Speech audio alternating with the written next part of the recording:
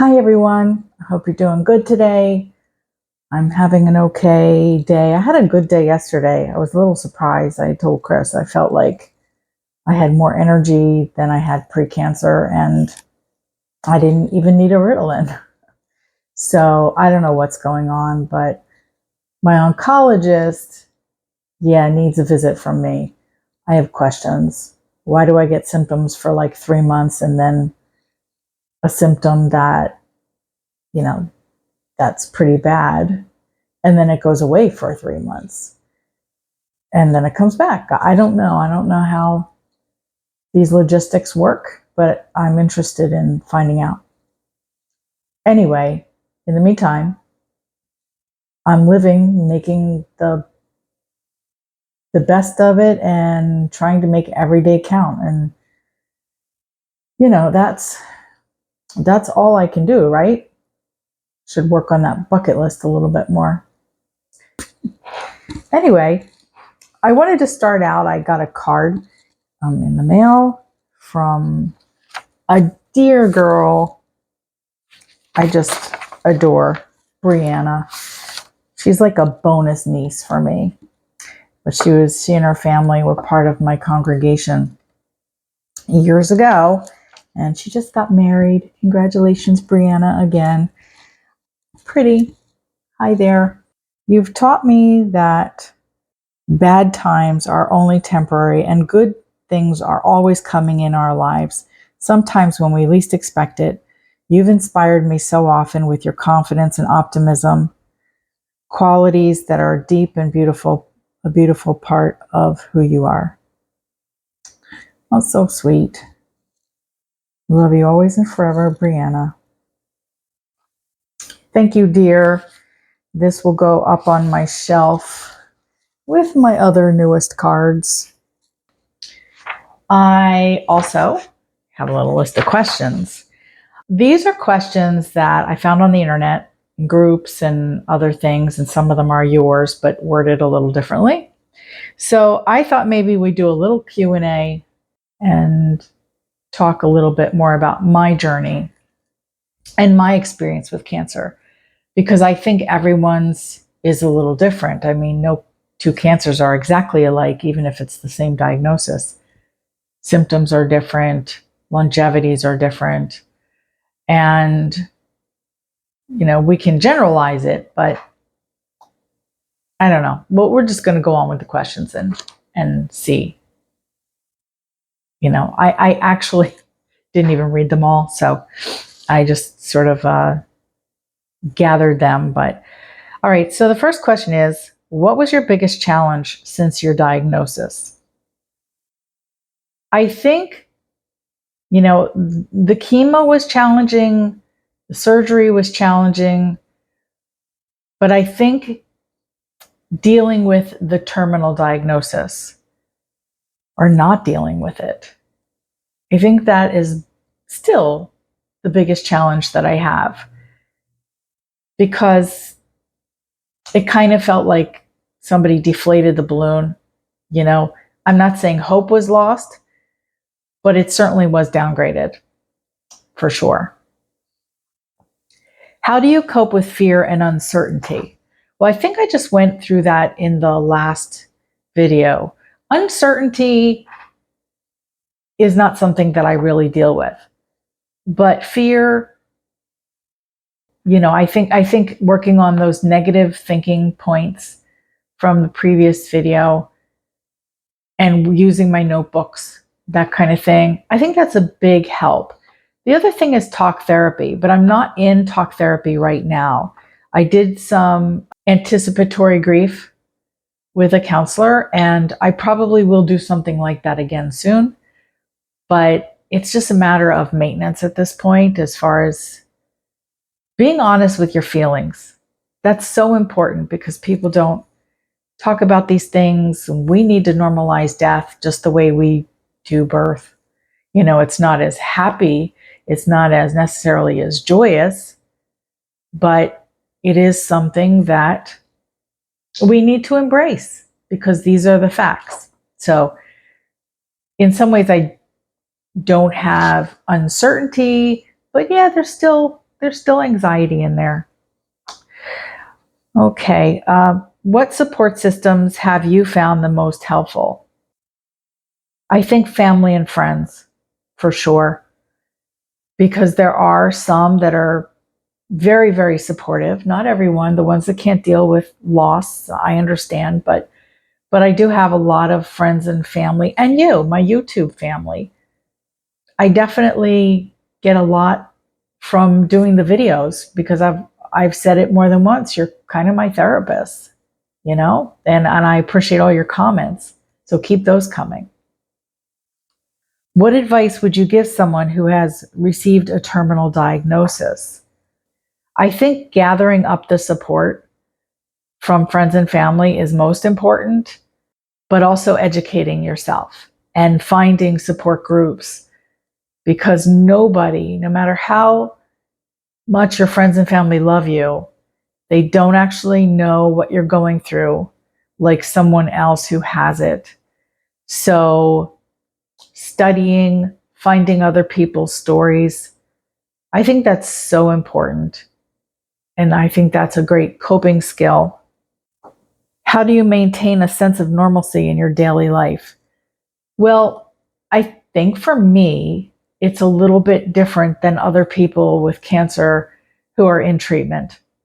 Stopping all my treatments after the diagnosis of terminal, and I did try one other thing, but finally stopping, I think was a good decision for me because it has allowed me to live a lot of days to the fullest. Not all days for sure, but I get a good one in there here and there, and sometimes 3 in a row, and I'm thrilled. I'm thrilled to get through the day and go, I didn't have to take a nap today, you know, and still no Ritalin. And that's my sense of normalcy. I think at the beginning there was no normal because my hair was really, really short.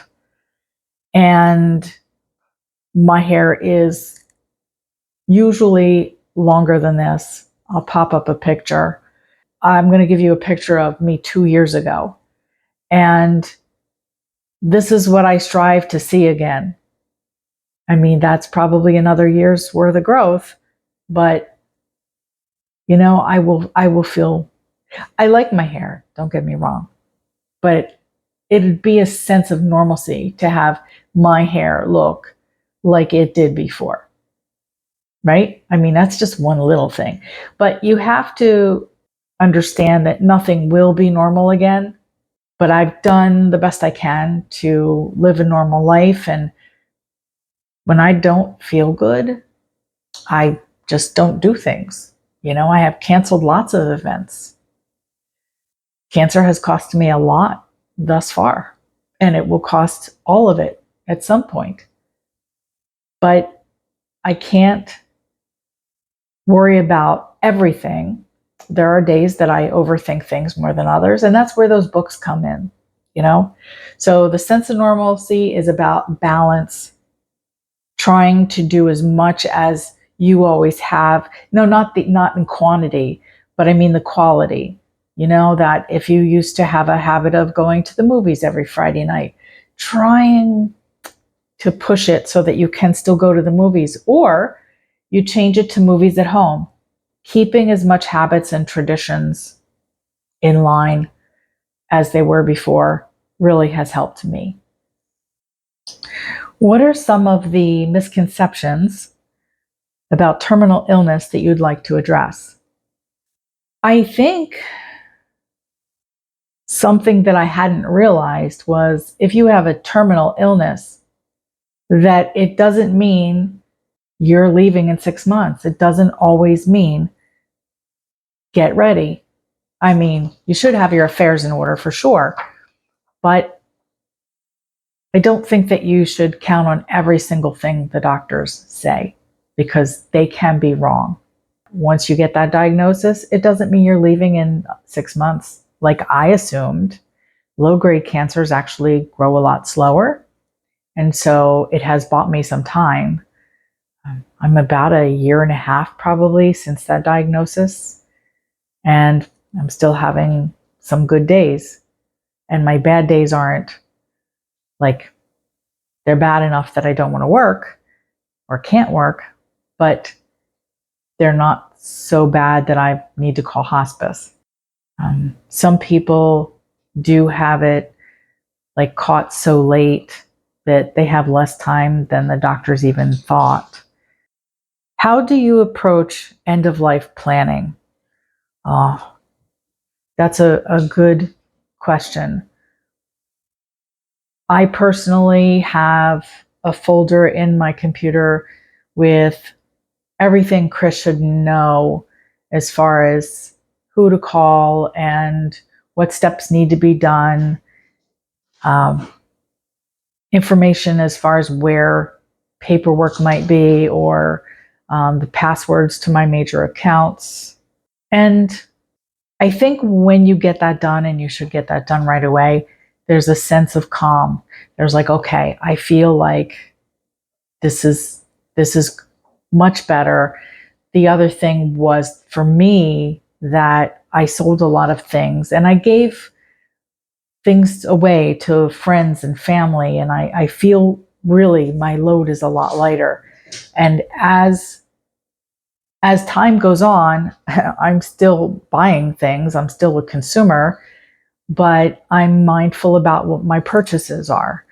And Chris knows that, he doesn't need a dumpster when I pass, but he'll definitely need to put some garbage out or put some things to Goodwill. And I think that, just making sure your paperwork is in order. It doesn't have to be perfect, but you don't want to leave a mess either. And as time goes on, like I said, I really wasn't expecting to be here this long. My passwords change here and there, and information changes, so I go in there occasionally and update. So just maintain something. My mother, since I was a little girl, always said, now, if something happens to me, you see this brown box, and she used to keep it under the bed. Everything you need is in there. And years she did that, since I was like 10. And when she did pass, she had kept most of it updated. Some life insurance policies that she had canceled or something. There was some things in there, but for the most part, I was really grateful. I really was grateful, because I had no idea what was going to be in that box, really. And all the important papers and her birth certificate and all that stuff was in there. And I appreciated that. I really did. So this is why I think that we should normalize death, the talking of death, because you want to know. You want to know. What do you want? You know what I'm saying? What do you want? Where can I find that information? Okay, I talk about that a lot, but I cannot stress it enough. What role does humor play in your journey? Oh my gosh. It plays a huge role in my journey. It plays a huge role in my life. It always has. And if you lose your sense of humor through this, yeah, you do for a time. That's your pre-grief.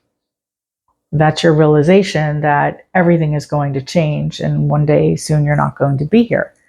But that comes back if you allow it. It's all really dependent on you. But humor is very important to me, because it is that sense of normalcy in my life. I don't know where I would be without joking around. That helps me enjoy life. So whether it's a comedy movie, a rom-com, or, I'm not really into those so much, at least the rom-coms, or if it's just that, you have a family that loves to laugh, and you have, game nights and things like that. That's just really important, just to have fun as much as you can for as long as you can. What do you wish people understood about your experience? One thing is I would like people to know that when I do a video, I don't do them so much on bad days. Once in a while I do. You'll see one where I'm just letting you know that my eyes are heavy and I don't have makeup on or whatever. But that doesn't happen too often.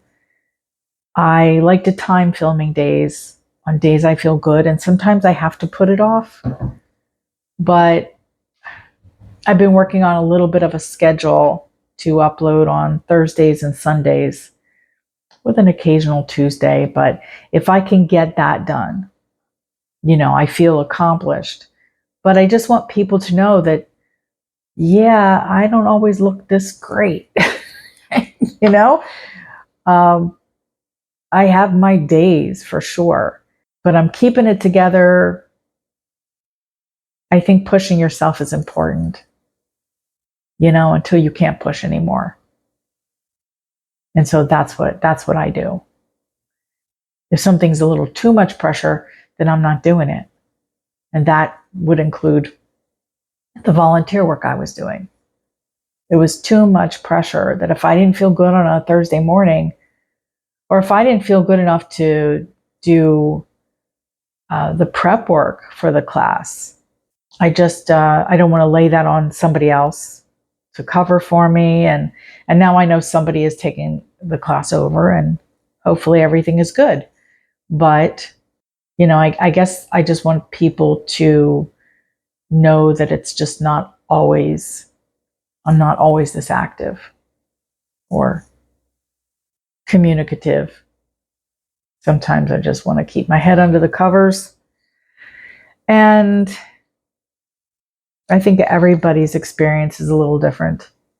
And, there's a lot of people here with chronic illness, terminal illness, and I know that they know what I'm talking about.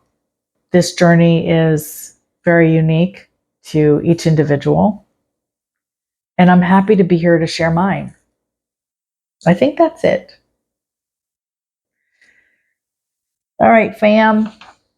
I love you all, and I want to thank you for being here and being my therapist.